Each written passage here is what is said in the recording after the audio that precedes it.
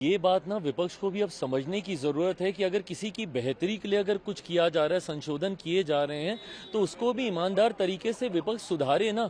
अगर पारदर्शिता किसी सिस्टम में लाने का प्रयास किया जा रहा है तो उससे ऐतराज किस बात का है। अगर एक ऐसा संशोधन लाया जा रहा है जो उस वर्ग के गरीब लोग हैं उनको मुख्य धारा के साथ जोड़ता है, तो इसमें तकलीफ क्या है। दिक्कत यह है कि जस्ट बिकॉज एनडीए लेके आ रहा है, प्रधानमंत्री नरेंद्र मोदी लेके आ रहे हैं, तो ये गलत ही है।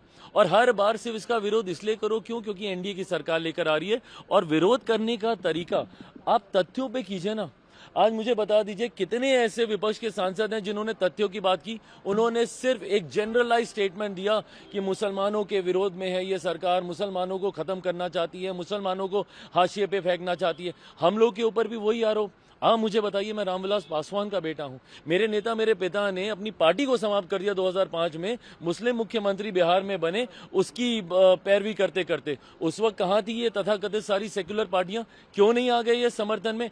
आज मेरी धर्मनिरपेक्षता के ऊपर, आज मेरे सेक्युलरिज्म के ऊपर आप सवाल खड़े करते हैं, बट उन लोगों का आप साथ देते हैं जिनको सच्चर कमेटी की रिपोर्ट कहती है कि भैया मुसलमान की बदहाल परिस्थिति के जिम्मेदार ये लोग हैं। कांग्रेस का आप साथ देंगे, राजद जैसी पार्टी का साथ देंगे जिन्होंने खुद वक्त को लेकर, लालू जी का बयान वायरल है आज की तारीख में, हर कोई जान रहा है उन्होंने क्या कहा क्या नहीं।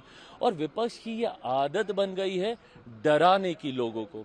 इन्होंने इसी तरीके से डराते डराते सीए के बारे में इन्होंने भ्रम फैलाने का प्रयास किया कि वो नागरिकता छीन लेगा।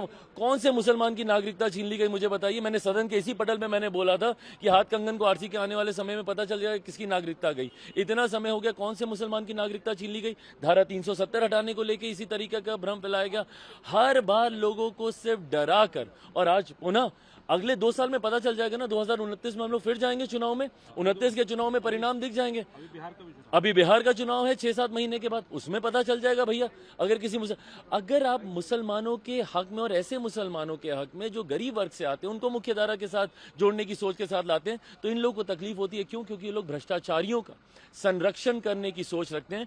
ये संशोधन मैं ईमानदारी से मानता हूं, मैं रामविलास पासवान का बेटा हूं, कोई ऐसी गलत चीज का मैं पक्ष नहीं लूंगा जो मेरे पिता की विचारधारा के खिलाफ जाए। मेरा कमिटमेंट ना सिर्फ समाज के इस वर्ग के साथ है, मेरा कमिटमेंट मेरे पिता की आइडियोलॉजी के साथ भी है। तो मैं कतई उसके साथ मैं समझौता नहीं करूंगा। मैं मानता हूं कि ये संशोधन प्रो पुअर मुसलमान है। ये संशोधन उन महिला मुसलमानों के हक में है जिनको अभी तक हाशिए पे रखा गया है।